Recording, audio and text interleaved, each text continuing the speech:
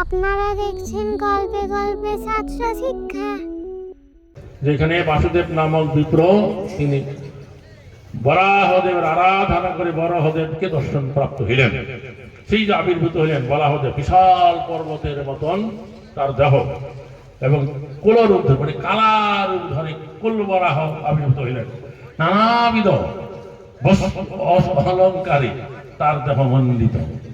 তো যাই হোক, তিনি আবির্ভূত হয়ে বললেন, হে ব্রাহ্মণ, তুমি অত্যন্ত এই নবদ্বীপ ধামে আমার আরাধনা করলে, তুমি আমার অত্যন্ত প্রিয় ভক্ত।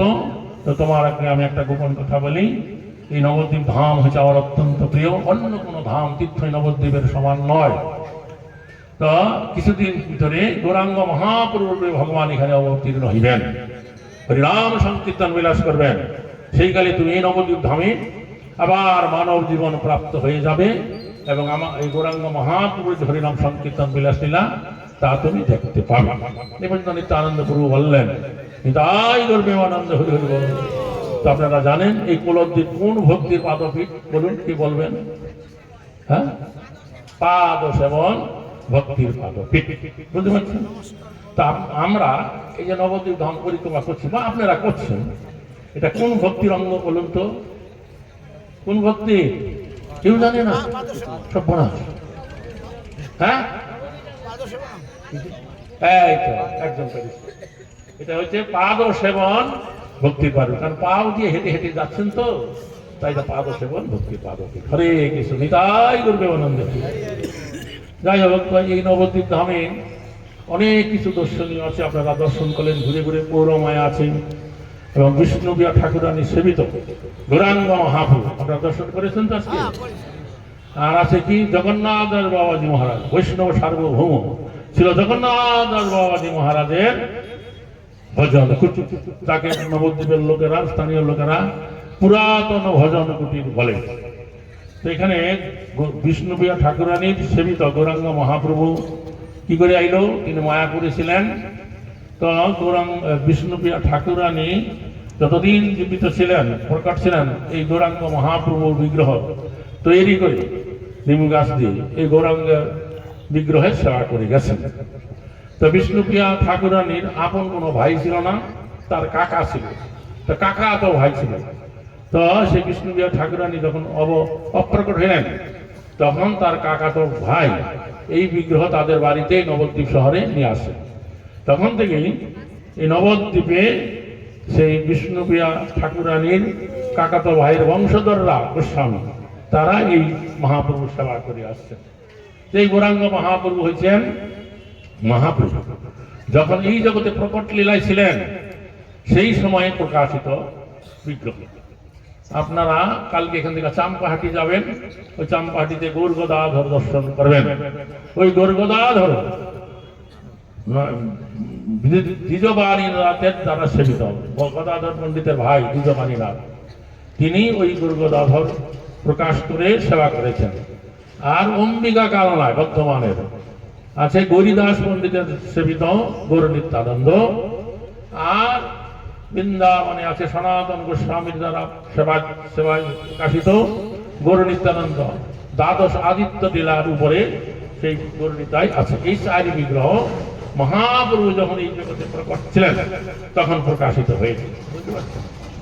তো সেই থেকে যেহেতু এইখানে বিষ্ণুপ্রিয়া ঠাকুরানীর ভাই এই বিগ্রহ এনে সেবা করলেন, তো বিষ্ণুপ্রিয়া হচ্ছে তার দিদির প্রতি, মানে তার জামাই বাবু হচ্ছে গৌরাঙ্গ মহাপ্রভু। তাই এখানে সে জামাইয়ের মতন তাকে সেবা করেন। মানে মাসে জ্যৈষ্ঠ মাসে জামাই ষষ্ঠী হয় না? জামাই ষষ্ঠীতে বিশাল উৎসব হয়, নতুন বস্ত্র অলঙ্কার দেওয়া হয় এবং বহু মানুষকে প্রসাদ বিতরণ করা হয়। তাই এইভাবে সেবিত হয়ে আছে। তারপরে আছে কি পৌরমতলা। পৌরমতলা যে বিশাল বট গাছ, দোকানে ঘিঞ্জি হয়ে গেছে, গিয়া দর্শন প্রণাম যে করবেন তার কোনো উপায় নাই। তো এই পৌরমায়া আগে মায়াপুরে, যেখানে বিদ্যশিব ঘাট মহাপ্রভুর ঘাট সেখানে ছিল। গঙ্গা যখন ভেঙে যাচ্ছিল তখন এই পৌরমায়াকে নবদ্বীপ শহরে নিয়ে আসা হয়।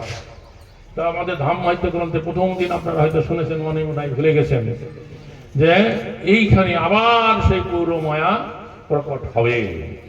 এবং এই জন্য আমাদের পূজারীরা, তা আমাদের ওখানে কিছু জায়গা দেওয়া আছে, ওখানে খুব শীঘ্রই পরিকল্পনা মাফিক একটা মন্দির নির্মাণ করা হবে, পৌরমায়া মন্দির, এবং পৌরমায়া এবং নটবর কৃষ্ণ বিগ্রহ ওখানে স্থাপন করা হবে। নিতাই করবে আনন্দে, হরি হরি বল, হরে কৃষ্ণ। সেটা বলবো না এখানে। তারপরে আছে কি, যে এখানে জগন্নাথ দাস বাবাজি মহারাজের ভজন কুটির আছে। ভজন কুটির জগন্নাথ দাস বাবাজি মহারাজের আছে, তো ওটাকে পুরাতন ভজন কুটির বলে। ভক্তিবিনোদ ঠাকুর তখন গুরুগ্রামে বাস করতেন, সানন্দ সুকুলু কুঞ্জতে। তিনি মাঝে মাঝে এই ভক্তিবিনোদ ঠাকুরের সাথে কৃষ্ণ কথা আলোচনা করতে আসতেন, বোঝা গেল। এবং ভক্তিবিনোদ ঠাকুর ক্রমে ক্রমে তিনি এই মহাপ্রভুর জন্মস্থান আবিষ্কার করলেন। তিনি যখন তার বাড়ির ছাদে বসে হরিনাম করতেন, তখন দেখতেন উত্তর পূর্ব দিকে একটা আলোকবর্তিকা মাটিতে নেমে এসেছে। তখন তিনি একদিন গঙ্গা পার হয়ে ওই পারে গেলেন, হাঁটতে হাঁটতে ওখানে গিয়ে দেখলেন কয়েকটা তাল গাছ আছে এবং তুলসী গাছের বাগান আছে। স্থানীয় লোকদের কাছে জিজ্ঞাসা করলেন এই জায়গাটা কি। তো বৃদ্ধ লোকেরা বললেন যে দেখুন, এই জায়গাতে আমরা যা কিছু চাষ করি কোনো কিছু হয় না, খালি তুলসী গাছের বাগান হয়ে যায়। আমরা প্রাচীন লোকের মুখে শুনেছি এটা হচ্ছে জগন্নাথ মিশ্রের বাড়ি ছিল এখানে, এবং এখানে গৌরাঙ্গ মহাপুরুর জন্মস্থান। তখন এই ভক্তিবিনোদ ঠাকুর এই নবদ্বীপ সম্বন্ধে যত রকমের গ্রন্থাবলী আছে তা ঘাটাঘাটি করে তিনি নির্ধারণ করলেন যে এটাই হচ্ছে মহাপ্রভুর জন্মস্থান। তখন এই কথা এসে ওই জগন্নাথ দাস বাবাজি মহারাজের কাছে আলোচনা করলেন। শুনে বাবাজি মহারাজ বললেন, এই তুমি আমাকে ওই স্থানে নিয়ে চলো, আমি জায়গাটা দেখব। তো বাবাজি মহারাজ তখন খুব বৃদ্ধ হয়ে গেছিলেন, হাঁটতে চলতে পারতেন না। কোথায় যেতে হলে তার সেবকরা তাকে ঝুড়িতে বসায় বাঁকের বাঁকে করে তাকে নিয়ে যেত। আর তার চোখের এই যে ভুঁড়িটা এমন করে ঝুলে করতো, কোনো কিছু দেখতে হলে আঙ্গুল দিয়ে তুলে দেখতে হতো। এমন অবস্থায় তার সেবকরা যখন ওইখানে নিয়ে গেলেন, তাকে ওখানে নামালেন, বাবাজি মহারাজ চক্ষু উন্মিলন করে জায়গাটা যখন দেখলেন, তখন তিনি উদ্দণ্ড নৃত্য করতে লাগলেন, এই হচ্ছে আমার প্রভুর জন্মস্থান। এই জন্য তার প্রণাম মন্ত্রে বলা হয়, গৌর আবির ভাব ভূমিস্থান নির্দিষ্ট সজ্জন প্রিয়া বৈষ্ণব সার্বভৌম শ্রী জগন্নাথ থাইতে নমঃ। তখন ভক্তিবিনোদ ঠাকুরকে আজ্ঞা দিলেন, তুমি মহাপ্রভুর এই যে স্থান এর প্রচার কার্য করো, এই স্থানে মন্দির নির্মাণ করে গৌরাঙ্গ মহাপ্রভুর সেবা প্রকাশ করো। তখন এই ভক্তিবিনোদ ঠাকুর সমগ্র বাংলা উৎকল দেশের ভক্তগণের কাছে আহ্বান জানালেন যে আমাকে আপনার একটা করে টাকা দেন, তাই দ্বারা আমরা মহাপ্রভুর জন্মস্থানে গৌরাঙ্গ মহাপ্রভুর মন্দির এবং সেবা প্রকাশ করব। এইভাবে এই জন্মস্থানের প্রচার হতে লাগলো। তিনি নবদ্বীপ ধাম মাহাত্ম্য গ্রন্থ রচনা করলেন এবং 1906 সালে তিনি সেখানে যে এখন গেলে আপনারা দেখে আসছেন প্রথম দিন যে প্রথম প্রকোষ্ঠে গৌরাঙ্গ মহাপ্রভু রাধা মদন মোহন, তারপর মধ্য প্রকোষ্ঠে গৌরাঙ্গ মহাপ্রভু লক্ষ্মী বিয়া বিষ্ণু বিয়া ঠাকুরানী, আর তার পাশের প্রকোষ্ঠে সবার সাথে গৌরাঙ্গ মহাপ্রভু বিগ্রহ স্থাপনা হলো। ফাল্গুনী পূর্ণিমা বিশাল উৎসব উদযাপিত হলো, ফাল্গুনী পূর্ণিমা উৎসব। তো যাই হোক, এইভাবে জগন্নাথ দাস বাবাজি মহারাজের নির্দেশনায় ভক্তিবিনোদ ঠাকুর সেখানে গৌরাঙ্গ মহাপ্রভু বিগ্রহ সেবা প্রকাশ করলেন। তারপরে কি হলো, এই বাবাজি মহারাজ আগে বৃন্দাবনে ভজন করতেন, বোঝা গেল, বৃন্দাবনে ভজন করছিলেন। তো বৃন্দাবনে অনেক কাল ভজন করলেন। তো এখানে বৃন্দাবনে যারা ত্যাগী বৈষ্ণব আছে তারা বোঝোয়াস ব্রাহ্মণের গৃহে মাধবপুরী রুটি ভিক্ষা করে খায়, ভজন করে। তো একদিন আর তার একজন সেবক ছিল, তার নাম ছিল বিহারী কৃষ্ণ দাস। বিহারী কৃষ্ণ দাস বাবাজি মহারাজকে রুটি জল খাইয়ে দিয়েছে, উনি বসে আছেন। তখন কি যে কিছু বাঙ্গি বুঝলেন, মেথর যারা জায়গা পরিষ্কার করে, সেই মেথর বাঙ্গিরা তখন ওই যে কাজকর্ম করে বাড়ির থেকে তৈরি করা আনা রুটি বের করে খাচ্ছে। তখন বাবাজি মহারাজ যাই, আমাকে এক টুকরা রুটি দে। তো বলছে, না বাবা, আমরা তো বাঙ্গি লোক, সাধু বৈষ্ণবরা তো ব্রাহ্মণের গৃহে ভোজন করবে না, আমি চাই তুই দে। তখন ওরা এক টুকরা রুটি দিছে, বাবাজি তা খেলেন।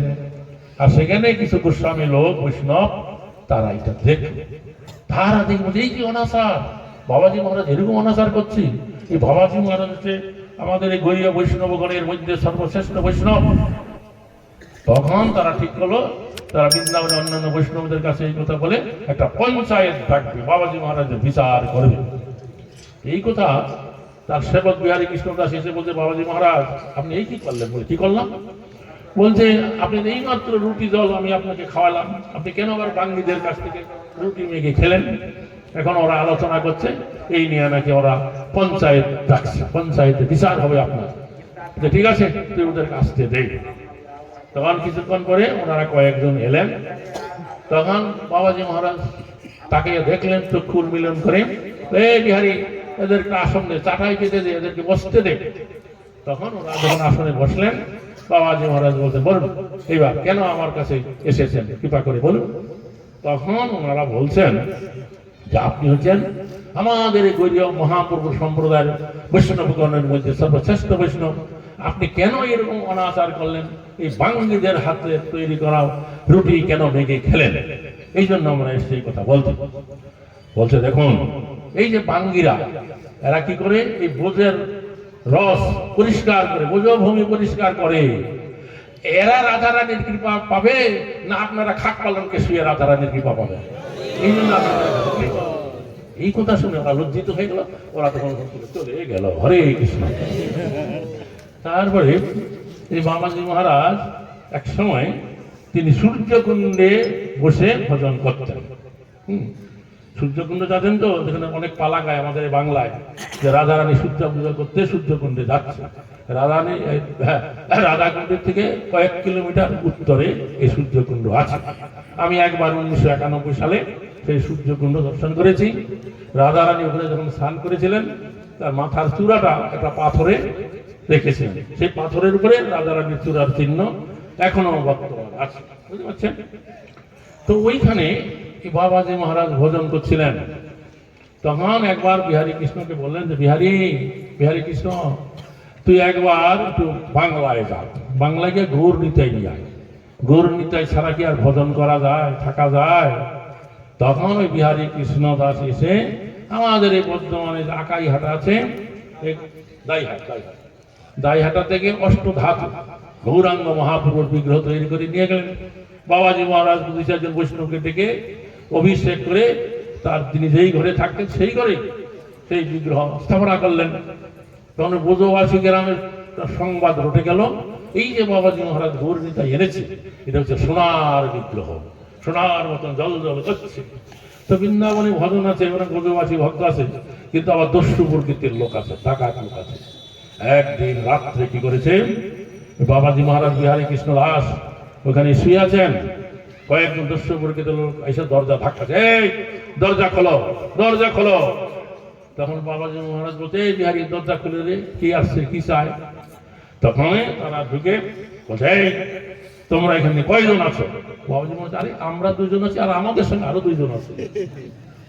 তখন দেখলো গৌর নিতাই, তখন 2 জন ওই দস্যু প্রকৃতির লোক ওই একজন গৌরকে আর একজন নিতাইকে মাথায় নিল। তো দেখবেন বৃন্দাবনে পুরানো পুরানো বাড়িগুলো যেখানে দরজা আছে না, সেখানে দরজাটা একবারে নিচু। তখন যে প্রথম যে বেরোচ্ছিল গৌরকে বা নিতাইকে নিয়ে, তো গৌর নিতাইয়ের যে পায়ের দিকটা গোলাকার থাকে একটু উঁচু, তো ওখান দিয়ে যখন বেরোতে যাবে তখন তার উপরে একবারে পায়ের চাক্কাটা লেগে তার কোমরের উপরে যে গৌর বা নিতাই এমন করে পড়েছে, সে চিৎকার করে কোমর ধরে চিৎকার করছে, গেলাম রে গেলাম রে, মরে গেলাম মরে গেলাম।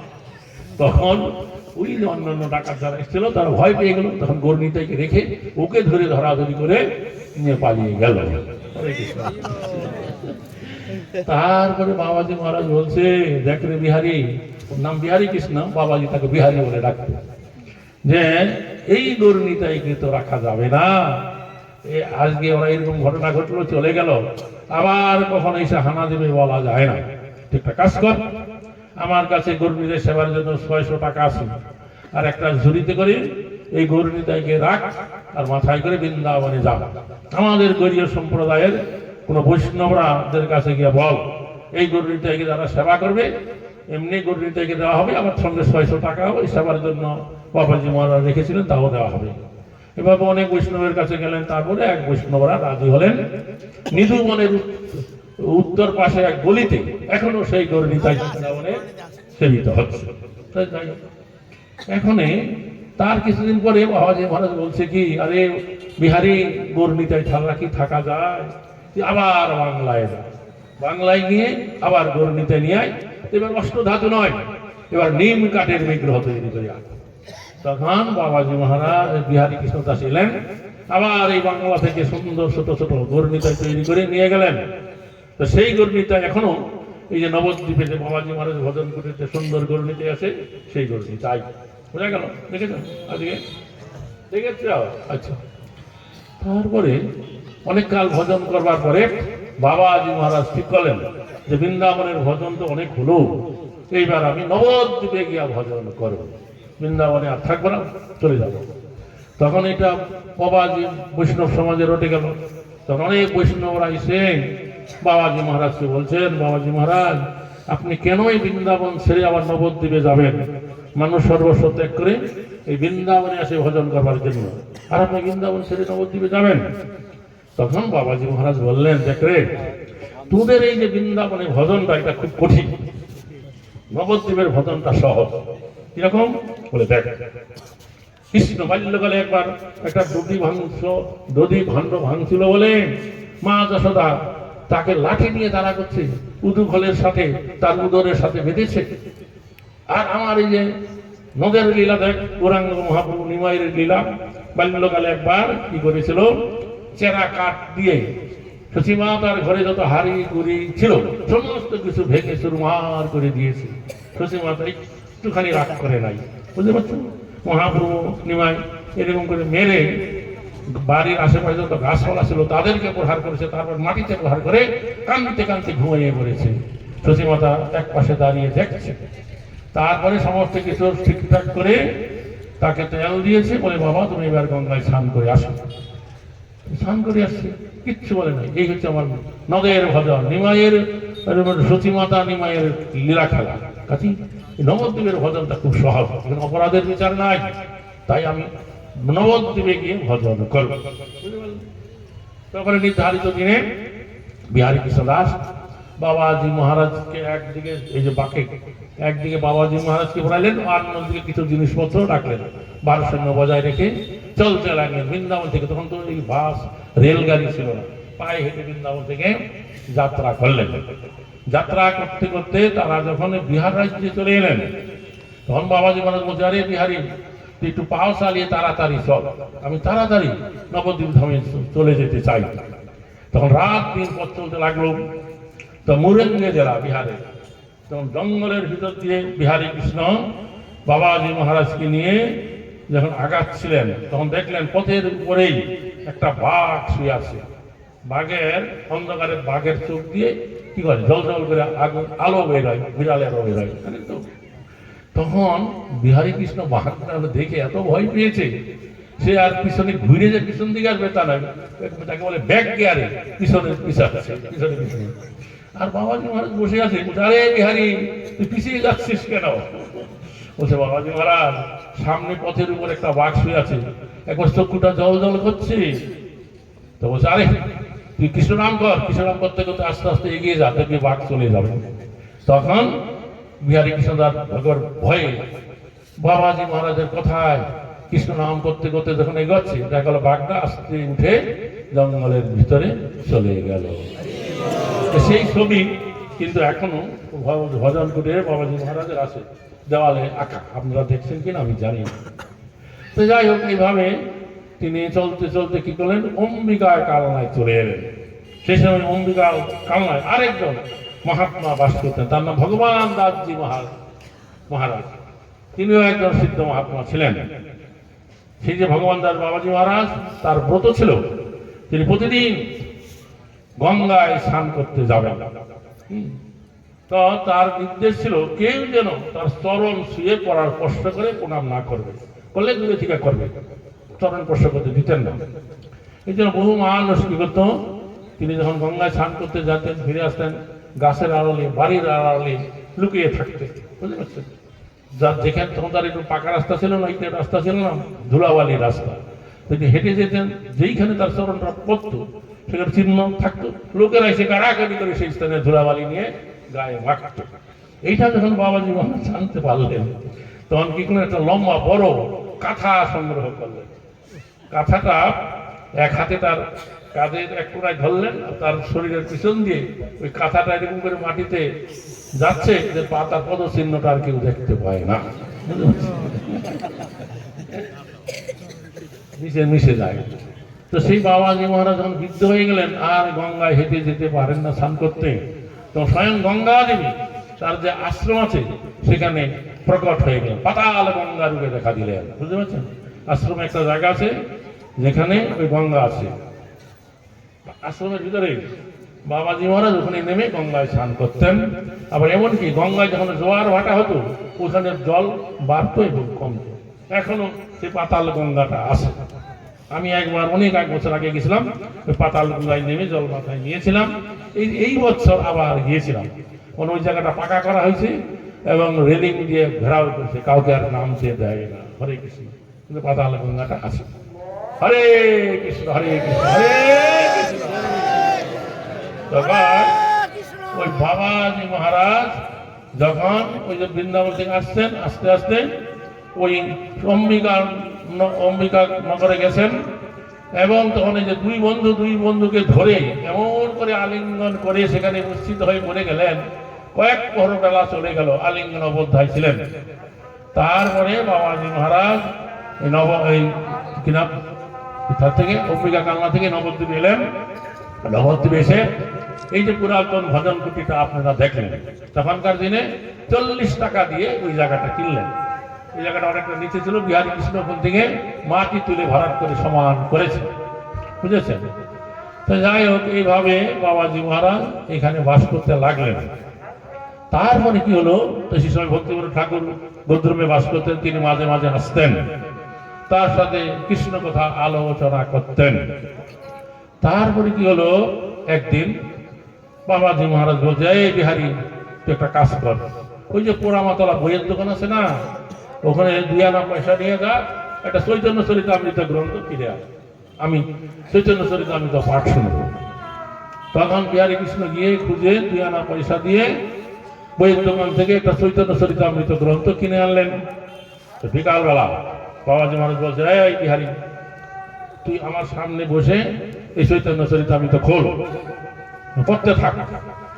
তো বিহারী কৃষ্ণ বলছে, বাবাজি মহারাজ আমি তো বিহার দেশের লোক, হিন্দিতে পড়াশোনা করেছি, বাংলা তো আমি বলি নাই, আমি কি করে বাংলা পড়বো? বলছে, না তোর কাছে বইটা খোল, খুলে ওর দিকে তাকায় থাক, তারপর দেখবি অক্ষর বুঝতে পারবি। তারপরে বিহারী কৃষ্ণ বইটা নিয়ে বসলেন, তাকায় রইলেন। কিছুক্ষণ পরে দেখছেন তিনি বুঝতে পারছেন, আস্তে আস্তে বুঝতে পারছেন। দেখতে দেখতে সেই সমস্ত অক্ষর তার কাছে প্রকট হয়ে গেল। তিনি সুন্দর করে বাংলা পায়ার ছন্দে চৈতন্য চরিতামৃত পাঠ করতে লাগলেন। দেখবেন সিদ্ধ মহাত্মার কি গুণ, এক বসায় সে হিন্দিতে পড়াশোনা করছে, বাংলা অক্ষর বুঝতে পারলো, সেই থেকে প্রতিদিন তিনি চৈতন্য চরিতামৃত বাংলায় পাঠ করে বাবাজি মহারাজকে শোনাতেন, বোঝা গেল। তারপরে ওইখানে ভক্তিপূর্ণ ঠাকুর মাঝে মাঝে প্রায় সময় আসতেন, তার সাথে কৃষ্ণ কথা আলোচনা করতেন। তো একবার কি হলো, 2 জন লোক, মাঝ বয়সী বয়স্ক লোক বাবাজি মহারাজের কাছে আইলেন। আইসে বলছেন, তারা মানে দুজনের ব্যয় মশাই, একজনের মেয়ে একজনের ছেলে বিবাহ হয়েছে।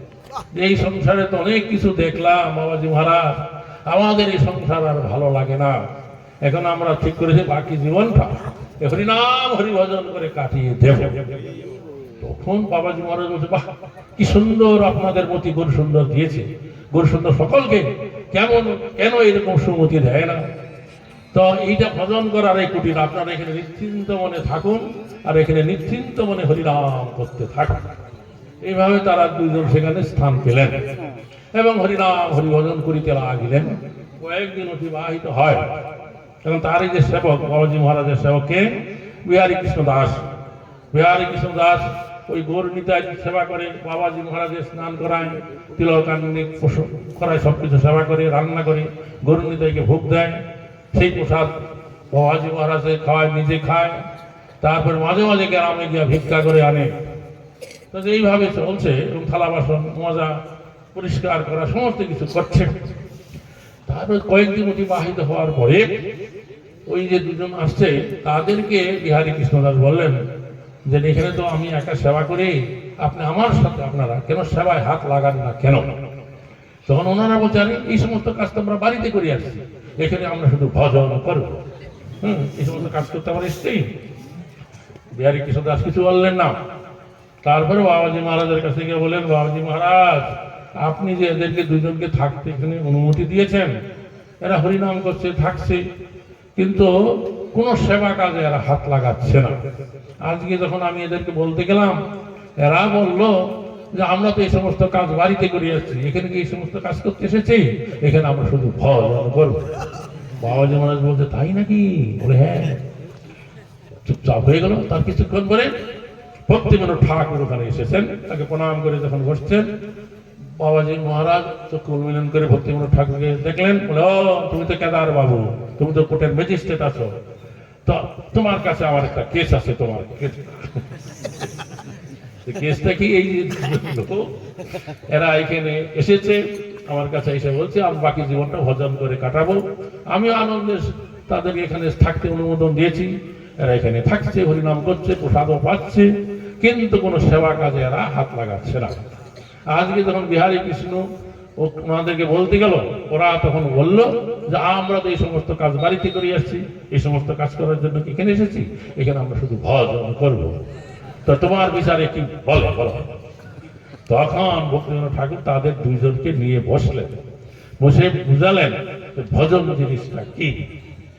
বললেন যে আমরা যত রকমের সেবা কাজ করি তার মধ্যে সর্বশ্রেষ্ঠ হচ্ছে কি?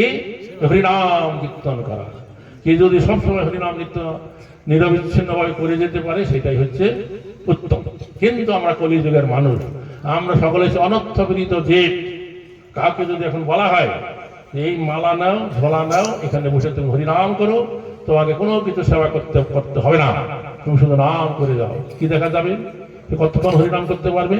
কিছুক্ষণ হরিনাম করবার পরে প্রথমে তার হাই উঠবে, তারপরে ঝিমানি উঠবে, তারপরে চিৎপটাং হয়ে ঘুমিয়ে পড়বে। আমরা কারোর যোগ্য নাই নিরবিচ্ছিন্ন ভাবে এক স্থানে বসে হরিনাম করা। এই জন্য সাধুগুরু বৈষ্ণবরা তারা কি করেছে? আশ্রম তৈরি করে বিগ্রহ সেবা স্থাপনা করে বিগ্রহ সেবার ব্যবস্থা করেছেন। এই বিগ্রহ সেবার আনুকূল্যে কি করবেন? সেই ভক্তরা তারা বাগান করবেন, লাউ কুমড়া সবজি চাষ করবেন, তাতে পরিচর্যা করবেন, জল দিবেন, ফুল তুলসী চাষ করবেন, পরিচর্যা করবেন, গ্রামে ভিক্ষা করতে যাবেন, ভিক্ষা করে আনবেন এবং প্রতিদিন নির্ধারিত সংখ্যক হরিনামও করবেন। দরকার হলে রান্না করবেন, বাসন মাজবেন, আশ্রম ঝাড়ু দিবেন। তো সমস্ত কাজই হচ্ছে এই ভক্তি রাজ্যের অঙ্গ। শুধু হরিনামটা ভক্তি রাজ্যের অঙ্গ নয়, নিরবিচ্ছিন্নভাবে হরিনাম করা আমাদের কোনো যোগ্যতা নাই। তাই এই সমস্ত যা কিছু সেবা কাজ ভগবান বিগ্রহের জন্য, বৈষ্ণবের জন্য করবেন, সেটাই হচ্ছে ভজন। আপনার ভজন বলতে কি বুঝলেন?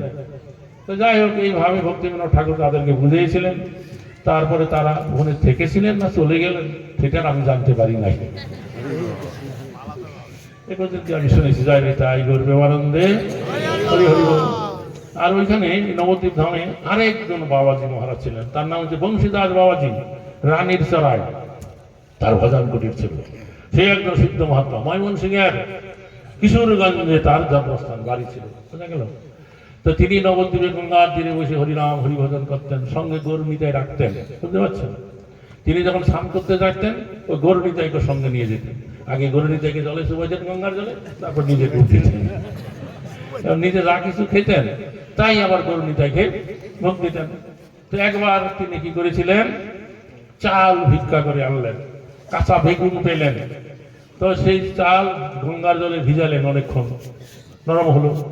তারপরে বেগুন কি করলেন, ছিঁড়ে ছিঁড়ে ওই চালের উপরে দিলেন। তারপরে তুলসী পাতা দিয়া গৌরনিতাইকে ভোগ দিয়ে ভোগারতি গান গাইছে, সুখার না জানি পরিপাটি, না জানি রন্ধন, সুখা রুখা এক পুষ্টি কর ভোজন। এলেন। তারপরে একজন লোক লক্ষ্য করছিলেন, তো তিনি কিছুটা অংশ খেলেন, কিছুটা অংশ পাতায় রেখে দিলেন। তো যেই লোকটা দেখছে সেই লোকটা তখন ওই চাল আর বেগুন তুলে যখন খেলেন, বলছে অপূর্ব সুস্বাদু, একবার নরম। বোঝা গেল তিনি খেয়ে এরকম কথা বলছেন। যাই হোক, এরকম তার চরিত্র। তো একবার কি হলো যে প্রাগে এলাহাবাদে কুম্ভ মেলা হয়, তখন এই চৈতন্য মঠের প্রতিষ্ঠিত হয়েছে ভক্তি সিদ্ধান্ত প্রভুপাদ। তার অনেক শিষ্য ছিল, তাদেরকে বলতেন তোমরা এই বংশীধর বাবাজি মহারাজের কাছে যাবে না, তার আচরণ কথাবার্তা তোমরা বুঝতে পারবে না, সিদ্ধ মহাত্মা কখন কি বলে কোনো বুঝতে পারবে না, ভুল বুঝবে, অপরাধ হবে, এই জন্য কেউ যেত না। তো তিনি যখন যাবেন প্রায়াগে, ট্রেন বুক করা হলো, বলে না না না, আমি ওই ট্রেনে চলে যাব না, আমি নৌকায় করে যাব। নৌকা না হলে, বলে এরকম নৌকা নয়, লম্বা নৌকা হবে এবং দাঁড় বেয়ে মাঝে রাখি করে নৌকাটা তাড়াতাড়ি প্রয়াগে নিয়ে যাবো। এইরকম নৌকায় করে প্রয়াগে গিয়েছিলেন সেই কুম্ভ মেলায়। আরেকবার তিনি গৌরী মঠের সাধুদের কাছে আবদার করলেন যে আমি এবার জগন্নাথ পুরীতে যাব, জগন্নাথের রথযাত্রায়। তখন ট্রেন বুক করা হলো, বাবাজি মহারাজ ট্রেনে উঠলেন, তাকে নিয়ে যাওয়া হলো। তখন পুরীতে যখন স্টেশনে নেমেছে, তারা মঠ আছে, মঠে বাড়ি ঘর আছে, ওখানে চলুন। বুঝছে না, আমি তোমাদের সাথে মঠে বাস করতে আসছি, আমি মঠে থাকবো না, আমি বড় দণ্ডে থাকবো, যেখান দিয়ে রথ যাবে জগন্নাথের, সেখানে এক সাইডে আমি থাকবো, আর জগন্নাথ যাবে আমি দেখবো। তখন তারা কি করছে, উপরে সামিয়ানা টানাই দিল আর নিচে তিরপাল পেতে দিল।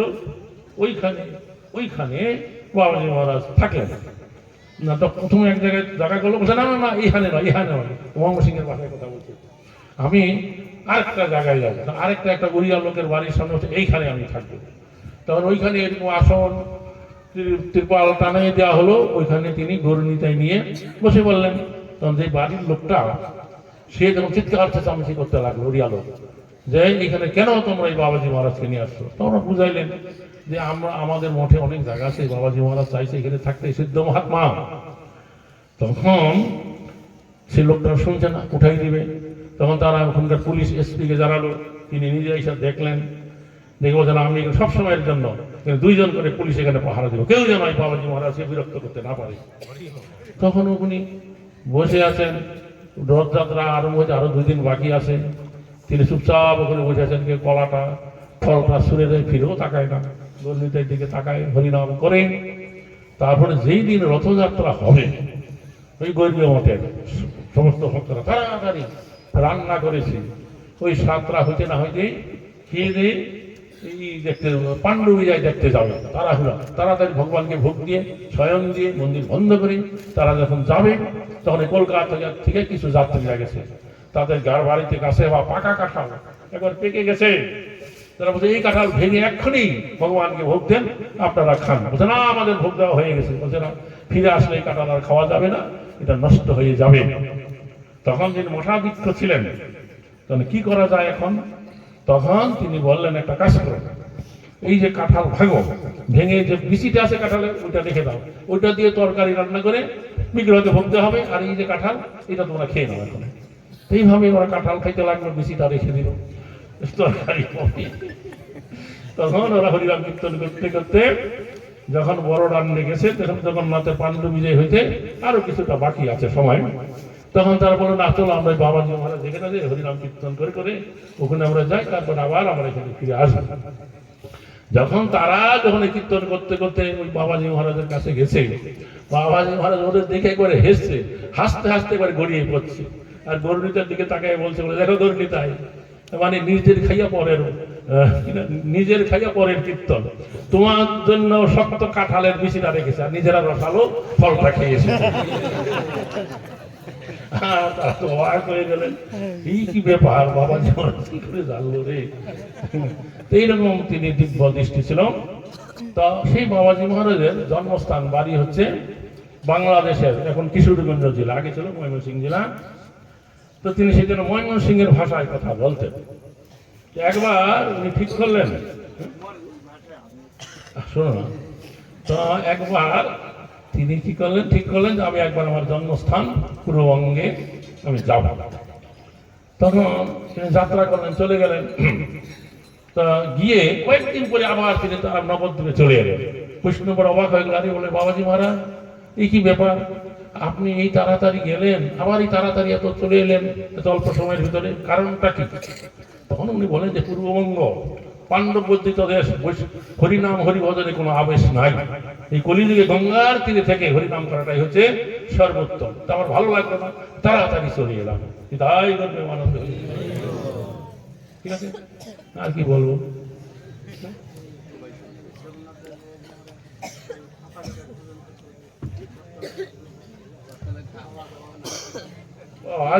আরেকটা লীলা মনে করে দিছে নন্দগোপ কুমার।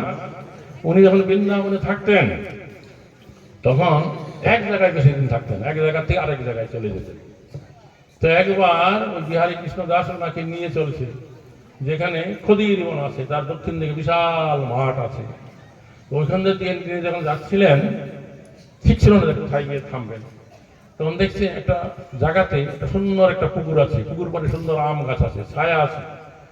তখন বিহারী কৃষ্ণকে বলে, আরে বিহারী এই জায়গাটা বড় সুন্দর, এখানে আম গাছের ছায়াও আছে, আর এখানে সুন্দর পুকুরের জল আছে, এর তীরেই বসে পড়ি চল।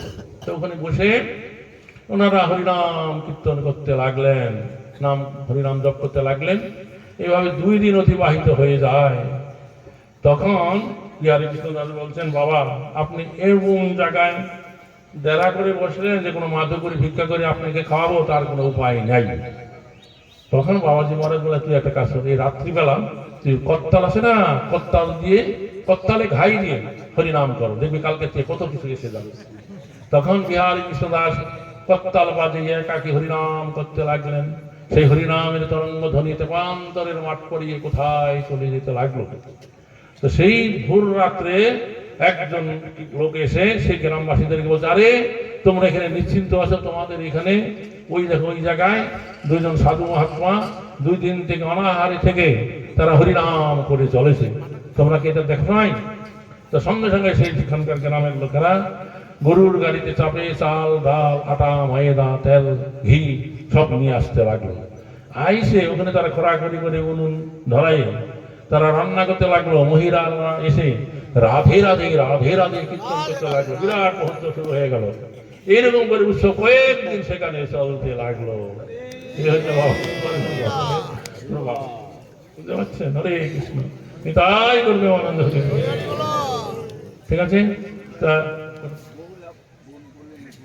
হ্যাঁ, ওটা বহুলা নামে একটা গাভী ছিল বৃন্দাবনে, বুঝতে পারছেন, ব্রাহ্মণের। সেই গাভীটার নাম অনুসারে সেই বনের নাম হচ্ছে বহুলা বন, বুঝতে পারছেন? তো ঠিক আছে, আজকে এখানে আমি রাখি। বলছে যে নবদ্বীপ